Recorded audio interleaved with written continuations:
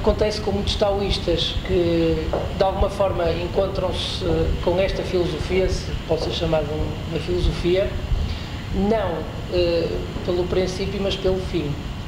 Eu comecei por praticar, portanto, eu conheci o conceito Tao, é uma frase que deriva do taoísmo, e foi através de uma prática, que eu praticava artes marciais, pratiquei durante muitos anos Tai Chi Chuan, e curiosamente nem nunca me tinha percebido que as fundações do Tai Chi, alguns colegas que estão aqui também praticam, têm praticado, temos praticado juntos, somos estudantes juntos, e que as fundações do Tai Chi, que é um exercício físico, muito cardiovascular, é cardiorrespiratório. Eu inicialmente comecei a praticar muito pela vertente, mesmo no início, como era muito garota, é tal e qual aquela coisa da gente ter uma mais-valia para segurança, pode ser necessário a pessoa ter uma postura mais equilibrada, e o Tai Chi dá essa postura de uma forma marcial, ou seja, de uma forma em que permite, de uma forma equilibrada, de ter relatórios constantes da nossa atuação, a cada passo e a cada momento. Isso permite um reajustamento mais rápido às situações.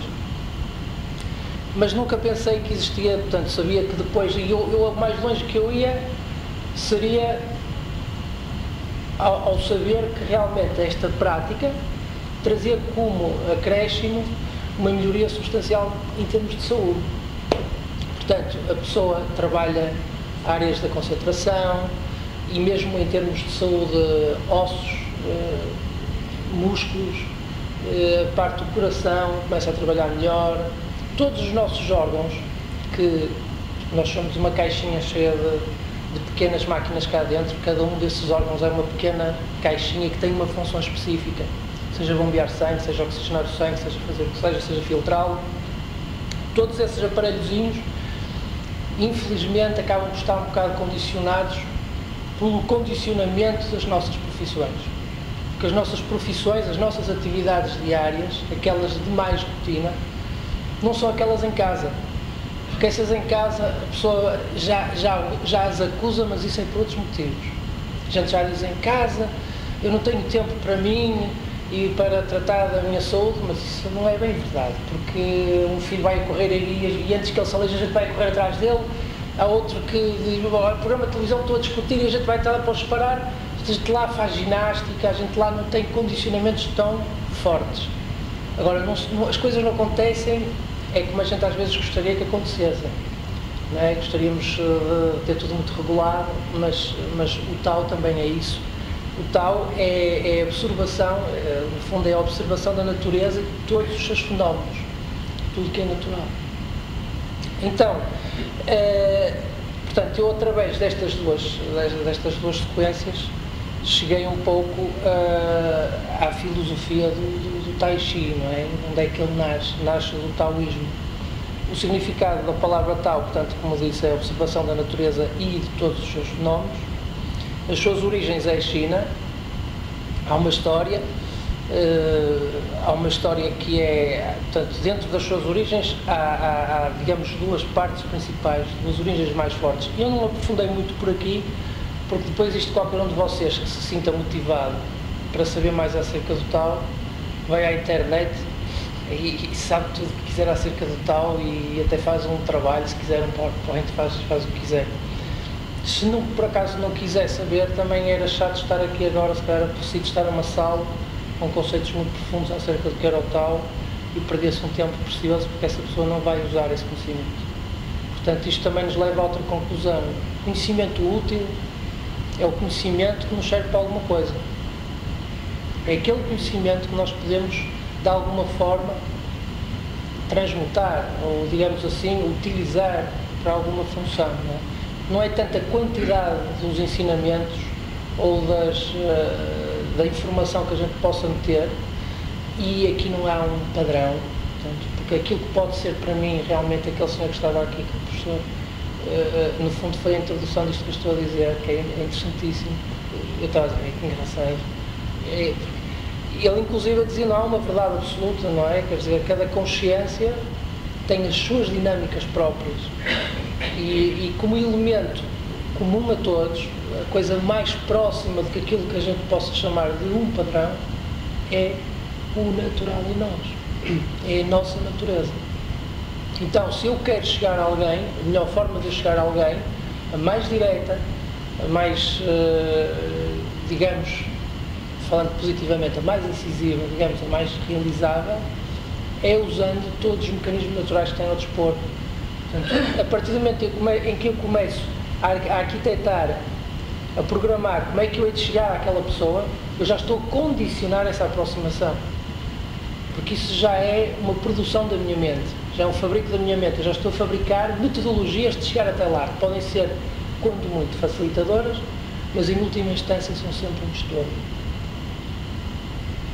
E isto tem razão de muita gente. A gente vive com vivemos com muita dualidade dentro de nós, exatamente por este motivo. Porque no nosso dia-a-dia, quantas e quantas vezes não queremos chegar a alguém para ter uma comunicação melhor, projetamos, digamos, dentro de nós um leque de boas técnicas para chegar à pessoa e acabamos por não nos entender e aquilo fica-me atrapalhado imenso e eles já não me entendem, e aquilo é melhor até quase que chega a um ponto que é quase preciso agora na linguagem dos computadores fazer um reset. A coisa mais avantajada é dizer assim, olha, falamos no outro dia que agora realmente a gente atrapalhamos demais esta coisa. Pegamos no assunto de princípio, porque aqui já não é possível desconstruir mais, já está. Para não me fugir mais aqui do Tao, das origens do Tao, portanto, o Imperador Amarelo, que foi o imperador dos mais importantes na China, teria reinado entre 2695 a 2599 a.C. E conta uma tradição, portanto, isto foi um imperador que originou até algumas lendas, mas há documentos, está sustentado isto, que conta a tradição que ele desde criança, ele chamava-se Wang Di, era muito perspicaz, era dotado de uma inteligência muito para fora do comum, para a idade dele. Inclusive, portanto, ele era capaz de estabelecer raciocínios muito avançados para a idade. Era uma criança muito para além da sua idade, realmente tinha estas capacidades. E sobre os mais variados temas. Depois, durante o seu reinado, o Wang Di interessou-se especialmente pela saúde e pela condição humana. Portanto, era a área onde ele tinha uma particular atenção e incidência, e gostava muito dessa área. E digamos que daqui, do registro das conversas entre ele e os seus ministros, na altura, tinha ministros médicos, não é? Portanto, daqui, destas conversações, surgiu uma obra que é conhecida atualmente como o Neijing, que é o livro do Imperador Amarelo. Isto aqui não é mais do que a Bíblia dos tempos modernos da medicina tradicional chinesa. É curioso, portanto, este livro já é escrito em 2698, hoje em dia, tudo que é supra-sumo da medicina tradicional chinesa, que engloba diversas áreas, a reflexologia, a auriculoterapia, massagem, tudo, as acupuntura, ventosas, vem tudo aqui beber este livro. Este tratado, não é? Portanto, e este livro, o Neijing, o livro do Imperador Amarelo, é quem fala pela primeira vez, de uma forma completamente certinha, estratificada, o que é a teoria dos 5 elementos, o Yin e o Yang, os 12 meridianos principais e os 8 extraordinários, que são, no fundo, canais energéticos. Aquele professor falava que nós éramos, achei muita piada também, que éramos quase umas unidades eletromagnéticas. Pois estes senhores, em 2698, já tinham chegado a essa conclusão, mais do que isso, e que existiam sítios por onde essa energia fluía. E como é que esses sítios por onde a energia fluía, em que órgãos é que se introduziam, qual era a importância do bem-estar, do bom funcionamento desses canais energéticos sobre os órgãos, e assim estudavam as patologias. Interessantíssimo. Portanto, estudaram a questão dos meridianos e do triplo aquecedor, que foi muito engraçado. O triplo aquecedor, o que é o triplo aquecedor? Vocês há bocado tiveram a fazer exercícios com o triplo aquecedor. Nós dizem na medicina tradicional chinesa que nós temos 3 aquecedores, que é o aquecedor superior, o aquecedor médio e o aquecedor inferior. O aquecedor, digamos, mais fundamental, mais importante, a caldeira principal, é do meio, que está ligado também depois, é o que faz dispersar o calor para todo o corpo, não é?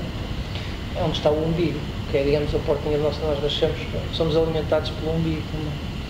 Ok, depois também, isto é a nível do Imperador Amarelo, não é? Que foi digamos, de onde surge o primeiro tratado da medicina tradicional chinesa. Depois também acontece, como segunda grande facto de importância, a vida do escritor do Tao Te Ching, que foi uma obra um livro que surge, não é? Mais ou menos em 604 a.C. O senhor era Lao Tzu, a gente chama-lhe Lao Tzu, e esta é que está mesmo envolta em lendas, a história deste senhor. Segundo a tradição, Lao Tzu nasceu no sul da China e foi superintendente judicial dos arquivos imperiais em Luoyang. Portanto, era uma pessoa importantíssima. Depois, como era um indivíduo que tinha uma forma, era muito reto, ele muito desgostoso pelas intrigas da vida na corte, havia muitas intrigas, Lao Tzu decidiu afastar-se da sociedade seguindo para as terras do oeste. Então montou numa carroça guiada por um boi. Se vocês forem à internet, tem lá as imagenzinhas lá do mongezinho sentado num boi e pelas montanhas. E seguiu viagem, mas ao atravessar a fronteira, um dos seus amigos, que era um polícia que lá estava de serviço à fronteira, reconheceu e pediu-lhe, portanto, franqueou-lhe, fez-lhe tipo de uma portagem, quer dizer, deixa-se passar, mas vais ter que escrever os teus ensinamentos antes de partir. Digamos que ele pressentiu que era um tesouro que se estava a perder se o deixasse ir, sem contrapartidas. E então o Lao Tzu acho que voltou para trás, acho que esteve 2 ou 3 dias sem aparecer, e depois, quando apareceu realmente, ele escreveu um pequeno livro e já o trazia, e depois, portanto, entregou-lhe o livro, que era o Tao Te Ching, foi assim que mais tarde foi conhecido, e partiu em seguida foi-se embora e desapareceu. Não se sabe depois como é que terminou este senhor. Portanto, o Tao Te Ching é, no fundo, digamos, é a obra principal de onde surge o termo Tao. O Tao é dali que surge a expressão Tao. E tudo isto fica à volta do pensamento filosófico dos taoístas, não é? Agora, falando concretamente do Tao, portanto, muita da essência do Tao, porque é assim, isto que eu estou a fazer aqui tem muito paralelismo, é só nesse aspecto que eu me sinto à vontade para falar um bocadinho sobre este assunto, com o Tai Chi Chuan. Quando dizem, olha, eu gostava muito de ir assistir a uma aula de Tai Chi Chuan, eu digo assim, muito bem, mas assistir não. Pode vir praticar, experimentar mal, mas tem que vir fazer. Mas eu gostava de ir assistir. Pois, mas é que as aulas de Tai Chi não se assistem, participa-se. Porque Tai Chi não é um objeto estético, não é um objeto de observação estética. É uma postura de interação com a própria pessoa. É algo que é impossível fazer, como quando se está no cinema, a gente se senta a ver um filme a passar na tela, e estamos ali, o observador está ali todo pousado, e não, ali no Tai Chi tem que se interagir, tem que se participar, e depois a pessoa, se gosta, fica a fazer, se não gosta, deixa de ir fazer, não é? Portanto, muito da essência do Tao, isto para dizer o quê? Que falar de Tao é complicado, atenção. Eu, ao falar sobre aquilo que é o Tao, de alguma forma, eu já o estou a desvirtuar, não é? Porque são coisas que não são faláveis, são coisas das quais se dá testemunho, são coisas que eu não posso chegar a alguém e dizer, olha, o Tao, o Tao significa literalmente também o caminho da virtude, o Tao é fazeres isto, e fazeres isto, e fazeres isto. Eu até posso ter dito 3 coisas que são realmente úteis para criar uma predisposição para ter uma experiência de Tao, da pessoa ter uma experiência de Tao. Mas a partir do momento em que eu o coloco desta forma, eu já o estou a condicionar, já estou a desvirtualizar. Porque cada pessoa é um universo em si mesmo e tem a sua forma de lá chegar e a sua forma de sentir totalmente legítima e pronto, única, não é? Felizmente. Então, muito da essência do Tao está na arte do Wu Wei. O que é isto? Wu Wei, como se chama, é agir pelo não agir. Portanto, isto faz muita confusão, a gente fica logo confuso, agir por não agir. Não, espera aí, nós vivemos no século XXI, praticamente, se agir por não agir, como é que é? Agir por não agir não significa ficar indiferente, não é? Esta filosofia descreve uma prática de se realizarem coisas através da ação mínima, pelo estudo da natureza, da vida, e então aí nós podemos influenciar o mundo de um modo mais fácil e menos disruptivo, portanto usando a subtileza em vez da força. Portanto, o agir pelo não agir funciona a partir do momento em que confiamos no design humano, no nosso próprio design, perfeitamente ajustado para o nosso lugar na natureza. Portanto, é quando... O que é o agir pelo não agir? Não é eu estar numa situação e ver as coisas a acontecer à minha frente e não participar. Não é isso. Eu posso participar. Só que eu participo de uma forma que se inicia por ser mais contemplativa, em que deixo que cada situação que aconteça, dentro de que tem a sua própria, digamos, a sua própria dinâmica natural, se desenrola e dou tempo para ela se desenrolar. E depois eu reajusto-me consoante for a minha necessidade, consoante for o meu caminho. Mas, se vocês repararem, isto parece assim, mas eu já faço isso. Não, a gente infelizmente acabamos por fazer exatamente o contrário na maioria das vezes. Nós quase que temos à nossa frente, na maioria das vezes agimos assim, muito por conta, não somos assim naturalmente, muito por conta das necessidades. Eu agora vou para casa, vou conduzir o meu carro. Eu antes de conduzir o meu carro, eu já vou pensar que, agora já é quase automático, eu vou meter a chave, ou vou ligar o dispositivo que liga a chave, vejo pelo botão, automaticamente já sei que vou ter que meter um pisca. Tudo isto é necessário, de facto, para andar em sociedade. Mas isto são condicionamentos. Agora, são condicionamentos que são úteis. Nem todos os condicionamentos são maus ou não desejáveis. Não, estes são desejáveis. Não é? Está certo, há um leque de condicionamentos que são desejáveis para que a gente possa, precisamente, agir pelo não agir. É que é executar todas estas tarefas, mas executá-las sem julgamento, sem uma entrega em absoluto. Aquilo que é condicionamentos de funcionalidade, aquilo que eu tenho que fazer para funcionar em sociedade, eu executo. Aquilo que é objeto, é objeto. Mas eu não me ligo essencialmente a esse objeto. Porque se eu me ligar essencialmente a esse objeto, eu perco-me a mim. Eu perco o contacto comigo. E depois, pronto, se o objeto for agradável, é uma boa experiência. Apesar de artificial para mim, que é um condicionamento. Mas se for uma má experiência, então a culpa é do objeto. A culpa é do objeto. Nem é minha. Estou distraído e que entreguei a feitoria ao objeto, por exemplo. Portanto, o agir por não agir prende-se com isto. Prende-se muito por um ato de consciência. Verifica-se muito, nós queremos verificar isto, verificamos muito isto nas nossas conversas com as pessoas. Vocês reparem quantas vezes interrompemos os outros quando estão a falar. Acontece demasiadas vezes. A todos. A mim, inclusive, obviamente. Portanto, mas é precisamente o caminho do Tao, o caminho da virtude, é exatamente contrapor uma ação contrária a esta dinâmica, que não é perder a consciência, nem ficar indiferente, tão pouco. Não, é passar a ter uma experiência com esta dinâmica muito mais cá atrás. Portanto, a gente dá um passo atrás em relação às coisas que estão a acontecer. E isso permite-nos, a priori, sintonizar mais com a naturalidade das coisas, com a natureza da situação, com a real natureza da situação. E depois vou citar uns exemplos que nos acontecem no dia a dia sobre este assunto para vocês perceberem um bocadinho melhor, se calhar. Prontos. Daqui do taoísmo, digamos que há três, aos dias de hoje, não é? Há três vertentes onde o taoísmo se deriva, não é? Deriva-se para a parte da religiosidade, à parte da religião. O taoísmo também há movimentos que se sectarizaram na parte religiosa. Há uma parte que é a parte da marcial, que eu acabei de falar, e há uma parte que é alquímica.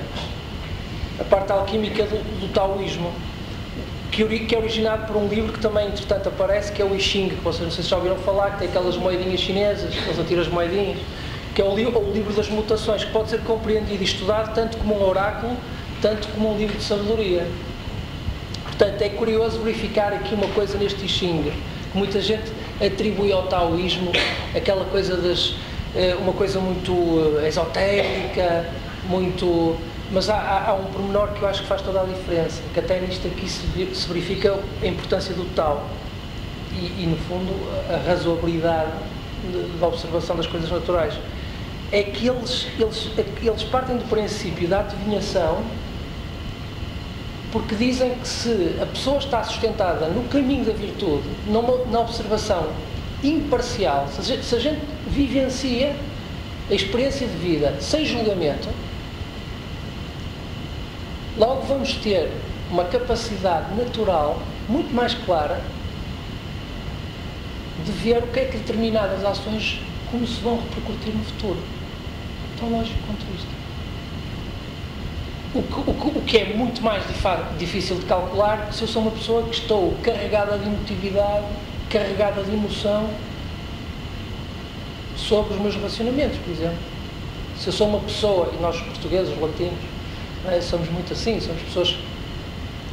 Vejam isto sem julgamento. Não é que seja bom, nem que seja mau. É o que nós somos. É intrínseco do clima, da parte geográfica, nós somos portugueses, da alimentação, tudo isso. E isso não é negativo. Nem é positivo, nem é negativo, é uma característica. Mas o que é um facto é que nós lidamos muito uns com os outros, na base, às vezes, do descalabro emocional, não é? Quer dizer, e animamos excessivamente. Entristecemos excessivamente. Ontem falava com um amigo relativamente aos imigrantes, aos portugueses. Os portugueses dentro do país dizem que Portugal é uma porcaria, isto não presta, está toda a gente triste, toda a gente desanimada. Vão para o estrangeiro, são os melhores trabalhadores, são as pessoas mais notáveis, os cérebros mais para a frente, dinâmicos, inventores, em todas as áreas. Isto é uma questão intrínseca, nós temos isto um bocado muito connosco. Não é? Portanto,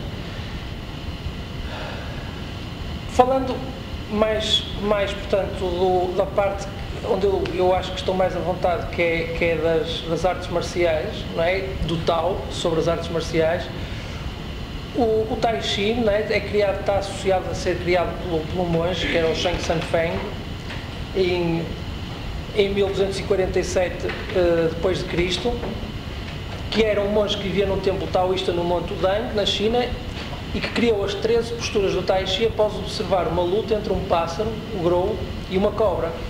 E ele aí, quando constatou que a flexibilidade se sobrepunha à rigidez, compreendeu a prática da alternância entre o Yin e o Yang, não é?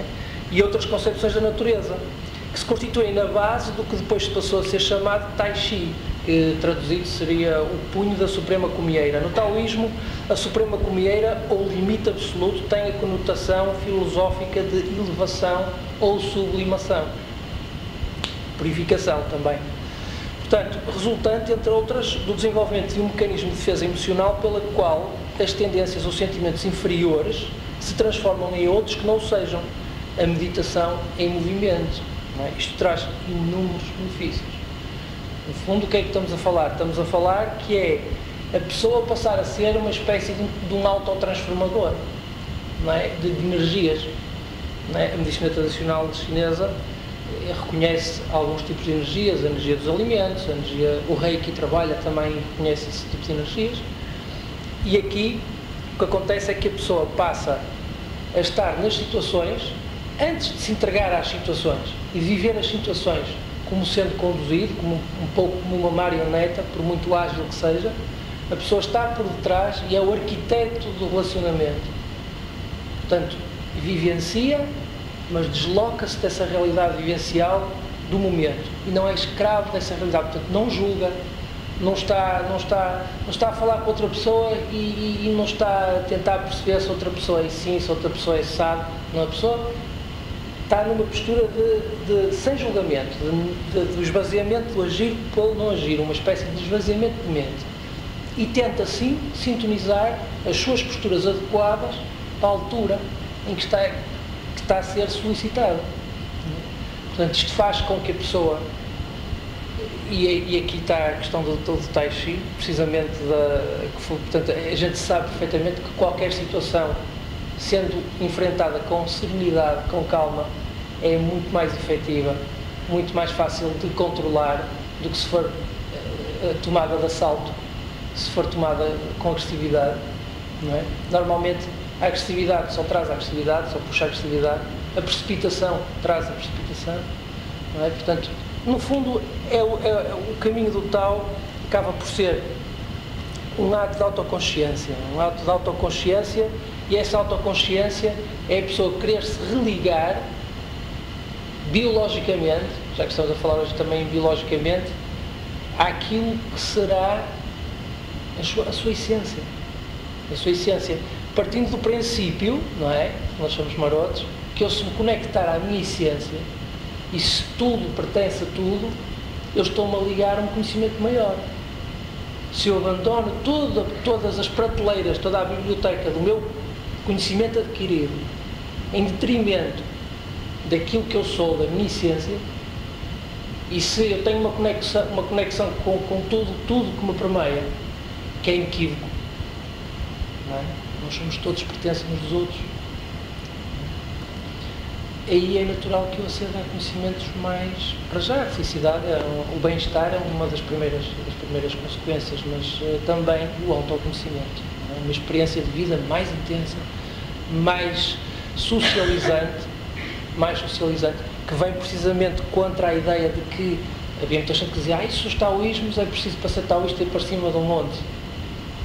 A vertente do taoísmo defende que realmente é necessário para as pessoas que tenham esse gosto de irem fazer trabalhos herméticos, irem para cima de uma montanha, meditar, que é necessário. Não tem nada contra isso, mas não é, ao contrário do que muita gente pensa, algo que seja necessário. Pelo contrário, até tem uma particular afeição por aqueles que escolhem trabalhar essa situação, mas no meio social, no meio do dia-a-dia. Porquê? Porque esses é que são os verdadeiros propagadores, são aqueles que propagam a doutrina, a metodologia, o testemunho. No fundo, o testemunho, uma vez que o testemunho dificilmente é transmitível por palavras, não é? Porque cada um tem uma experiência diferente acerca dessa experiência, não é?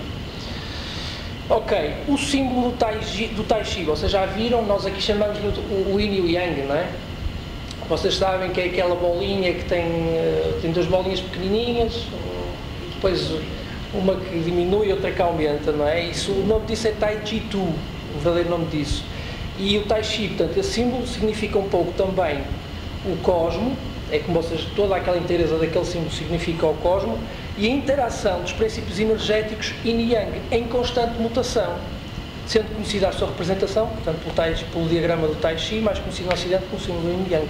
Portanto, estes dois símbolos, no fundo, o que é que nos transmitem? Transmitem-nos que onde está o auge de uma situação, onde uma situação chega ao seu limite, está outra a nascer.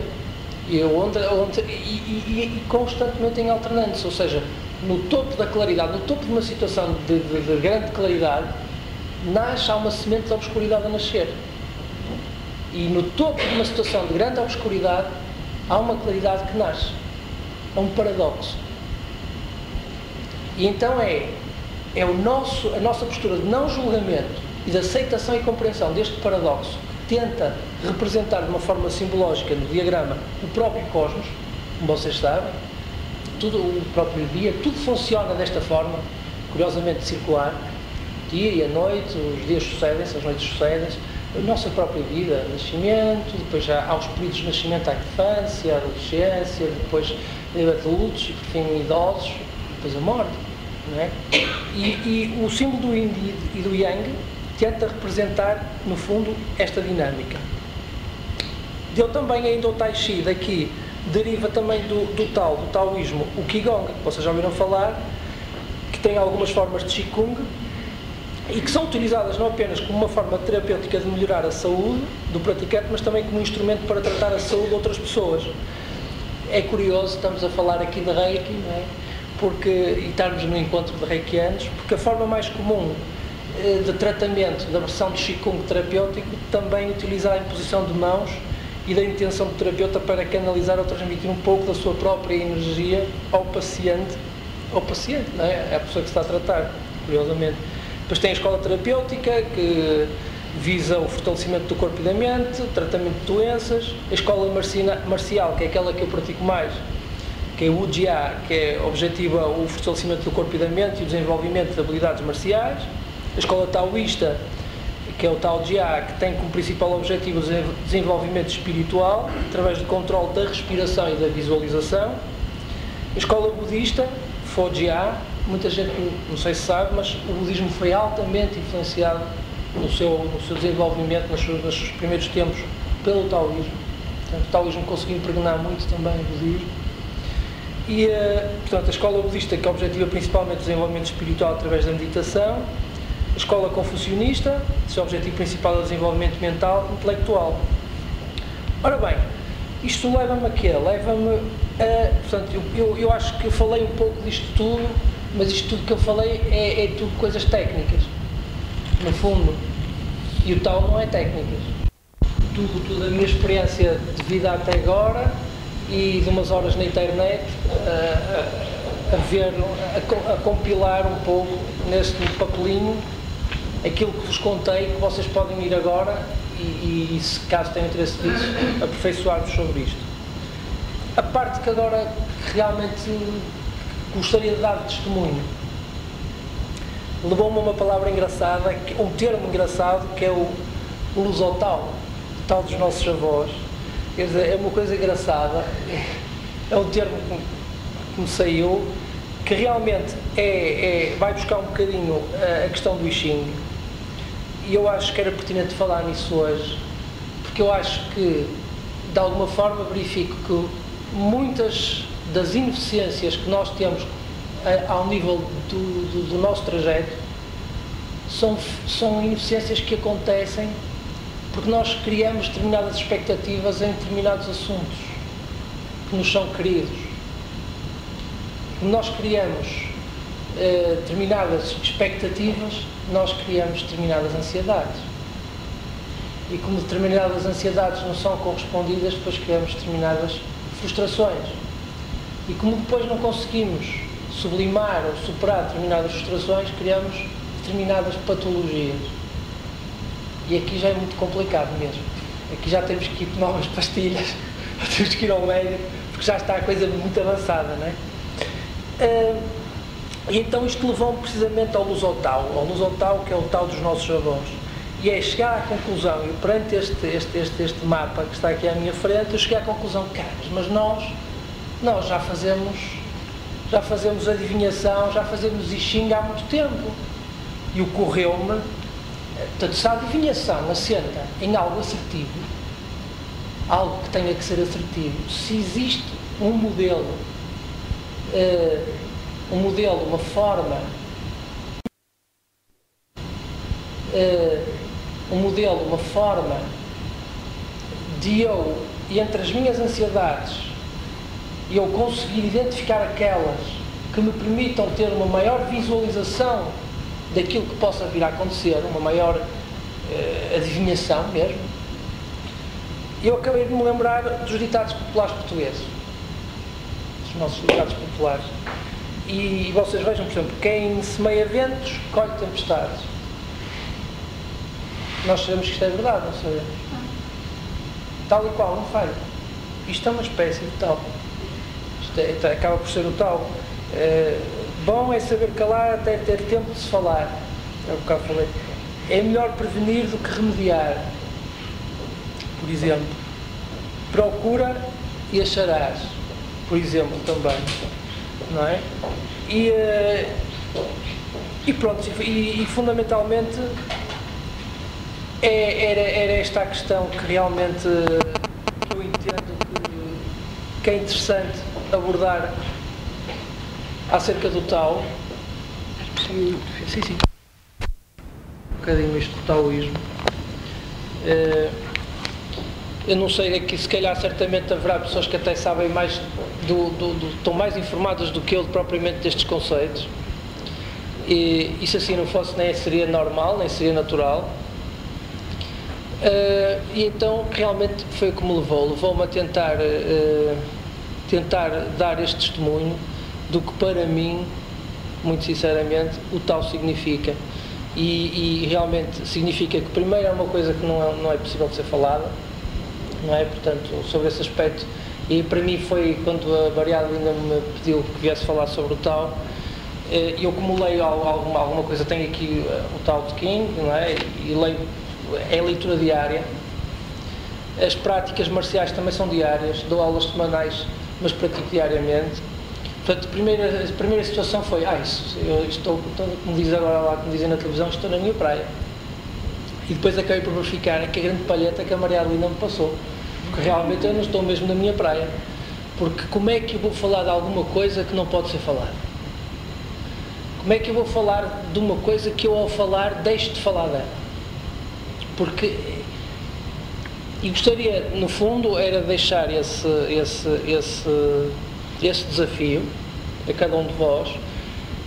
Eu lembro-me, durante todo este processo, houve uma imagem que me ocorreu diversas vezes. Não sei se eu vou conseguir agora refletir bem, mas se calhar é capaz de não ser assim tão estranho. Que era, imaginem-se de repente que vocês são uma viatura, um automóvel. Vocês vejam o vosso espaço interior,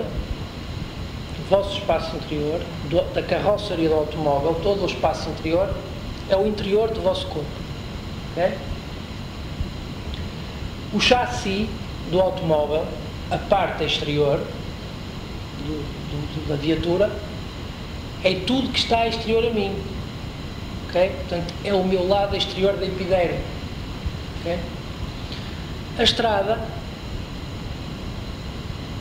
é o início sem início e o fim sem fim, ou seja, é o agora, é este momento.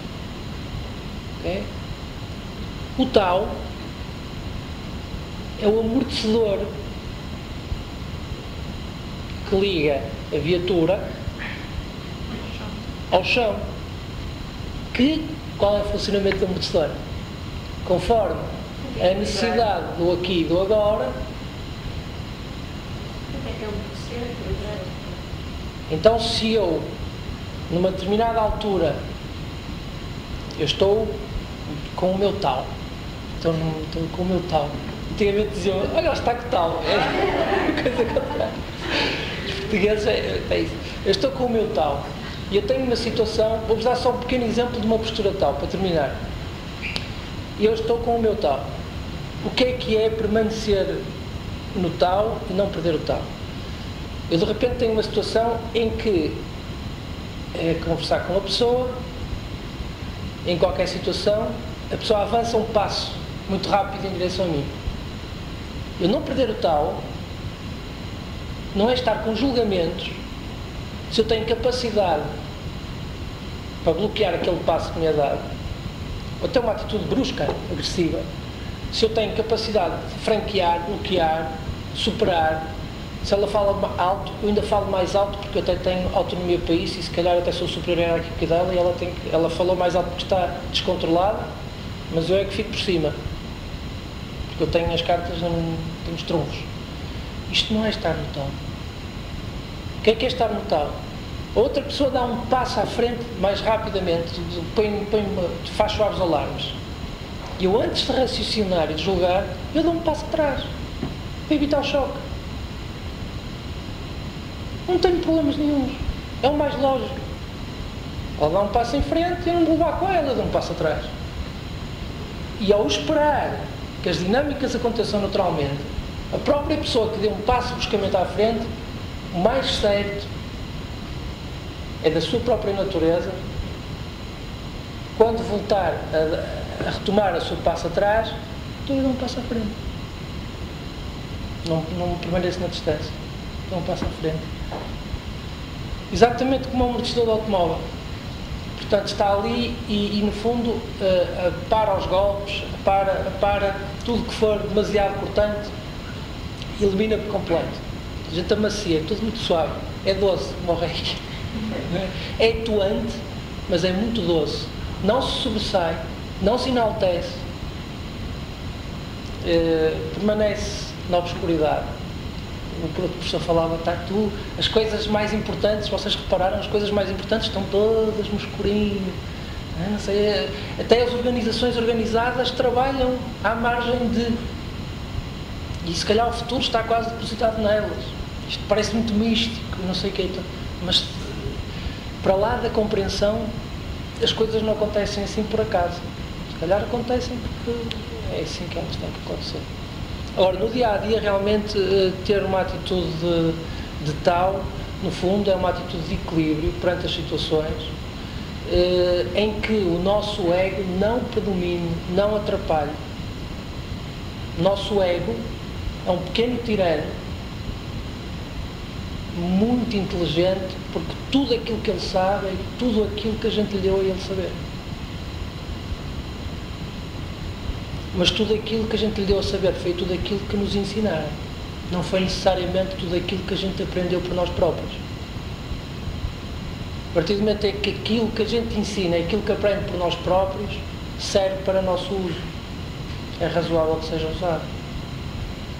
Eu vou usar o calçado para os meus pés. Não me interessa ir buscar o calçado A, B, C ou D se não serve nos meus pés. Só para dar cabo dos pés. Portanto, sim, não vale a pena. Acho que realmente já entenderam um pouco. Ficaram sem entender, se calhar, também. Mas o Tao é mesmo... Eu sinceramente, é um desafio muito grande. Que a Marela ainda fez falar sobre o Tao. Eu pedi muita inspiração para falar sobre este assunto e é extremamente difícil, porque cada passo que a minha mente dê no sentido de melhor falar sobre ele é um passo que estou a dar em termos de me afastar dele. Eu não devo falar do Tao, eu devo dar testemunho do Tao, não é? Para poder beneficiar, não é? Porque atenção que nisto tudo há um interesse material. Sim. Eu procuro qualidade de vida, procuro autoconhecimento, procuro saber o que é que ando aqui a fazer e acredito que a resposta de eu saber de onde venho, porque estou aqui, para onde vou, passa por coisas naturais, muito naturais. Eu sou natural, eu sou um objeto natural, um ser vivo natural, fui produzido naturalmente, para já ainda não fui em laboratório. Portanto, quando for bem criancinhas, aí se calhar elas têm que mudar o paradigma do autoconhecimento. Mas para mim, o meu paradigma do autoconhecimento é andar descalço no pinhal, sem picar, claro. Mas lá está. Não é? Mas, portanto, a pessoa permitir-se a ter experiências novas, ainda que essas experiências novas não sejam adquirir mais objetos e mais objetos e mais objetos, para ficar escravo dos objetos, para andar a trabalhar para os objetos e para andar perdido e a esquecer-se de tudo que nos rodeia. Não que seja mais largar os objetos e encontrar o não ter nada que fazer. Não é como as pessoas agora, que não fazem nada e têm montes de tempo para fazer coisas, só que dizem que nunca têm tempo. Têm tempo para ir trabalhar, têm tempo para ir para a escola, têm tempo para isto, têm tempo para isto, mas tempo para si próprios não têm. Não têm tempo. Isto tem que ser invertido. Está aqui um desequilíbrio. Ok.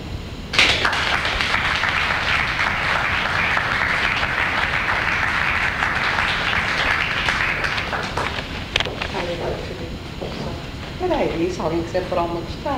Sim, já. Não acabou a prova, o teste. Alguém quer colocar alguma questão ao Filipe? É possível alguém, parece que todos nós devemos desenvolver assim, o sistema tal e essas coisas. Mas é possível alguém ser possuidor, passar a expressão, tal, sem o saber?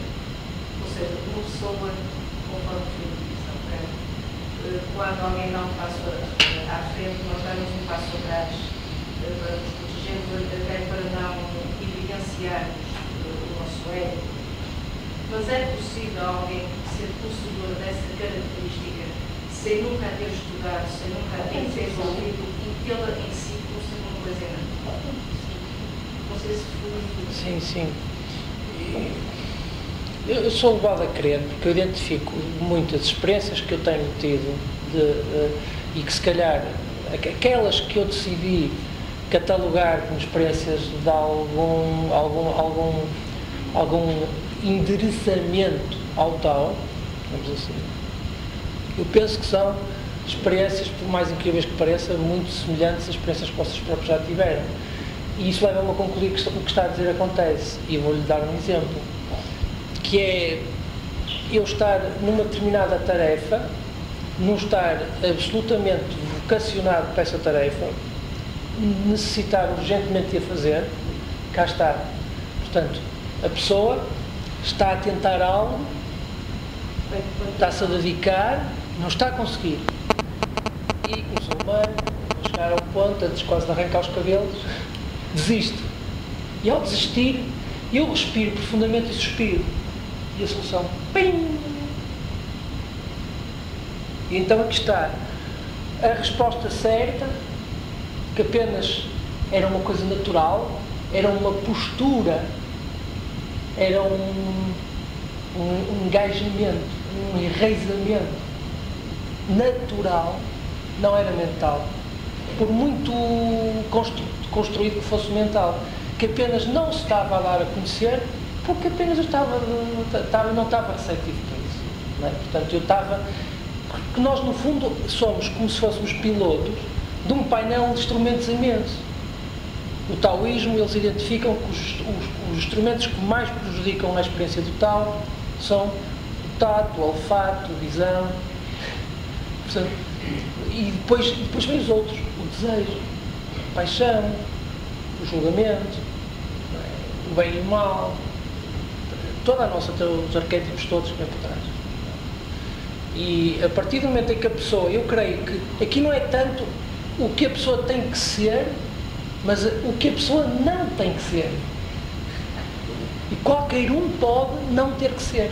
É o Yu-Wei, é o Yu-Wei, é uma palavra difícil, que é o agir pelo não agir. Que é, não é desligar, não é deixar andar, não. É, agora deixa lá ver o que é que vai acontecer. Isto é que é complicado. Olha, não quero fazer, não. Entrou em inatividade. Não entrou em inatividade. Está à espera de ver que respostas o corpo vai dar à situação. Espero ter ajudado. Alguém mais quer colocar uma questão? Filipe, no fundo isso é um bocado uma situação antagónica. Eu acho que como eu estava a querer dizer, todos nós temos nas nossas vidas, quer familiares, pessoais, quer a partir do momento em que tu deixas de dar luta para ficares por cima. Eu estava a falar e estava a fazer lembrar um bocado um e-mail que me mandaram em tempos, que era do género, não, o lema era mesmo esse, é preferível ter razão ou ser feliz. Eu comento isso muitas vezes em família, por coisas que realmente se passam, que é no sentido, porque é que nós temos sempre que ficar por cima? Estamos há uma pessoa do nosso meio. E ficar por cima é uma ilusão. Exato, mas a tendência é sempre nós demonstrarmos que nós é que temos a razão. E isso vai-nos fazer mais felizes, porque não acalmarmos, deixarmos passar como disseste há bocado, e mais tarde, se a outra pessoa está a acreditar, vai por aí fora, e nós continuamos a ir também por aí fora, não é? No fundo, nós temos também, nós deixamos, fica do outro currículo no passado, que é do outro lado. Mas não sei se não é razão, será mesmo, percebe? E deixar passar aquela fase. Os taoístas dizem que todos esse querer ficar por cima, que foi agora assim dito dessa maneira, como pode ser de outras formas, o querer agradar muito, exageradamente, o querer deixar de ser eu para ser algo e à sua imagem, não é? Isto é como se nós soltássemos dentro de nós, com uma trela muito curta, uma criança mimada. Ela sai, esbraceja e tal, como sai, ela sossega, mas assim que ela entra cá adiante, nós já não temos sossego outra vez. E só quando voltarmos a deixá-la vir cá fora é que temos algum descanso. E começamos a ficar refém daquilo que nós criamos. Porque não estamos a trabalhar para nós. Estamos a trabalhar para ir para a ilusão, para o exterior. estamos a trabalhar para uma imagem de nós que nós criamos e que não é simpática à nossa própria natureza. Logo começamos a ficar com úlceras no estômago, ou com dores nos ombros, ou com isto, ou com aquilo. Eu não sei a ideia que tenho, mas esse não agir, mas queria reforçar isso, não quer dizer que essa parte do não agir de uma classe não quer dizer que não se tenha uma postura atuante no mundo, não é? É muito isso. Tem-se muito atuante. Tem que ter também, não é? Só que a atuação aqui é que lá está, por isso é que o tal não pode ser falado e tanto evidencia isso. É porque, exato, não, e fizeste muito bem dizer isso, porque é algo que só se pode, portanto, o benefício do tal é um benefício próprio. A própria pessoa beneficia do tal em primeiro lugar. Se a pessoa não estiver feliz consigo própria, me falava ali o colega muito bem, e essa felicidade não é um estereotipo, é uma coisa natural, é sentir-me bem, não é prender-me a um objeto e, dizer, e como aquele objeto é desejado por muitos, agora aquele objeto, eu tê-lo, deverá apaziguar os meus demóniozinhos. Não, isso é um equívoco, é um engano. Portanto, eu acho que é muito atuante, até porque depois o taoísta tem uma consequência, uma sequência muito interessante, que é a pessoa que interioriza esta maneira de estar e a maneira de ser, começa a ser uma pessoa, vocês estudarem Tao Te Ching, depois vocês falam sobre isso, começa a ser uma pessoa que está no campo, estão aqui dois exércitos em batalha.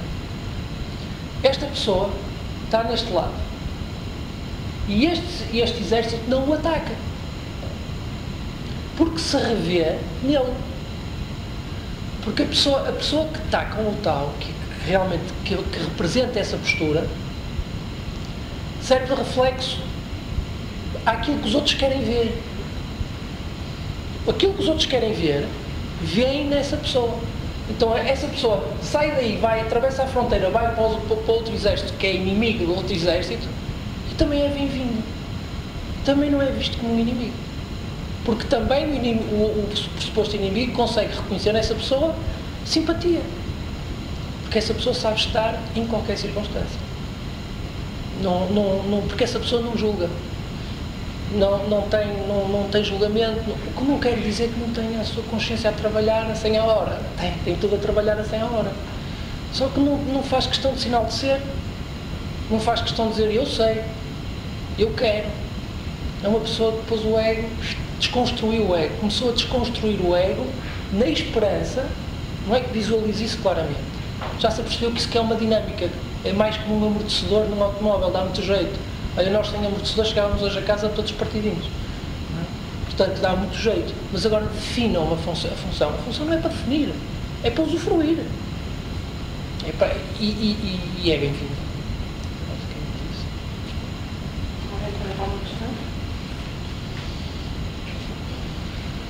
Posso perguntar eu? Sendo o Yin e Yang as bases do Tao, sendo duas características opostas, que são paradoxos. Quanto mais básicas em termos de conhecimentos as pessoas vivem, mais esses opostos estão longínquos, mas cuja finalidade é buscar a complementaridade. Eles têm que se complementar.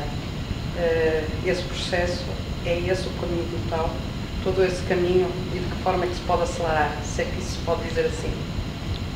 Por exemplo, no Tai Chi, o Tai Chi, todas as formas de Tai Chi, que vocês viram aqui, que falou-se aquele exemplo de como é que ele nasceu só sobre a observação da natureza, está tudo as respostas da natureza, e foi entre dois animais, uma cobra e o grou. E então, no Tai Chi, por exemplo, nós temos, em todas as movimentações do Tai Chi, há sempre uma parte do corpo que se diz que está pesada, e há outra parte que se diz que está leve. E elas estão em constante alternância, sem se esquecer e anular mutuamente. Isto tem imensa importância. Porquê? Primeiro, porque nos faz descobrir o centro. faz descobrir o nosso eixo. Essa é logo a primeira. Se eu procuro um equilíbrio, como o amortecedor, um bocado que disse, que sabe repercutir-se perfeitamente sobre qualquer terreno, é todo terreno, eu na minha vida, então, para ter equilíbrio, também tenho que ter igual consciência dos momentos que me são esperados, como aqueles que acontecem sem eu estar à espera, como os que são agradáveis, como os que não são agradáveis, como o nascimento de um familiar e como a partida de um familiar. Porque eu sei que no equilíbrio destas duas alternâncias, que são paradoxos completos, eu devo estar, eu acho que eu devo me encontrar alguns no meio, nunca nem num extremo, nem nunca no outro extremo, porque se for para um lado da balança só, há um desequilíbrio completo, não é? Portanto, quebra-se o equilíbrio. No Tai Chi isso passa-se em termos mesmo de movimentações, portanto a gente trabalha muitas das vezes com o peso todo sustentado numa parte do corpo e outra parte do corpo está só como um bibelô. No entanto, a gente sabe que só descobre o nosso equilíbrio se não ausentarmos a parte que não nos pesa. Assim como também não podemos fixar-nos unicamente naquela que nos está pesada. Porque se eu me fixar só nos meus problemas, eu não vou conseguir desenvolver marcha. Eu não vou conseguir desencadear mecanismos, dinâmicas para a superação desses problemas, desses obstáculos. Eu emperrei o rolamento não anda. Eu emperrei, eu é que meti lá um grão de areia, porque eu estou ficcionado ali, não é? Por outro lado, se eu só estou a olhar para as esferas que estão no lado de cima, que não estão com a carga em cima, que não estão com o peso, também é ilusório isso, porque isso não vai ser sempre assim, porque o eterno retorno, as esferas andam à volta, eu tenho que viver, quanto mais eu viver com as duas amplitudes, com os dois paradoxos integrados, alguns no meio, eu existo plenamente de forma natural, consciente, sem interferências externas. E tenho uma postura perante as coisas muito mais saudável, muito mais flexível, muito mais suave. Mas alguém tem uma questão para colocar? Não? Então, mais uma vez. Obrigado.